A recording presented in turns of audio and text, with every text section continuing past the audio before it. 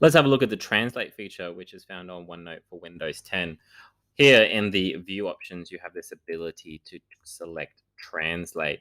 What we want to do is we have this little passage of text here that we want to change to a different language.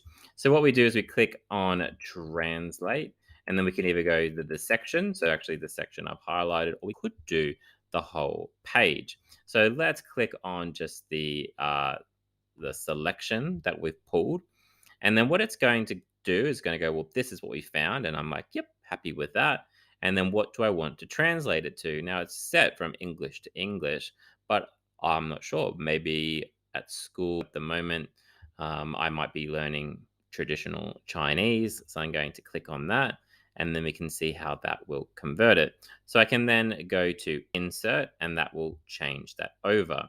Sometimes what I do like to do, if I just go back a bit here, and we'll go Control Z, is I'll go to translate. That will happen automatically.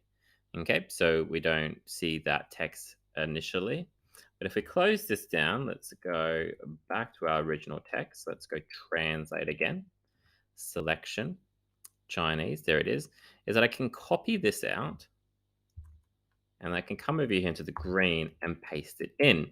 And this is normally my preferred option, because what I can do is I can see them side by side, and it will help me with those comparisons when I'm learning a language. So have a go at that, trying those. You might like to write your own sentence and translate it as well.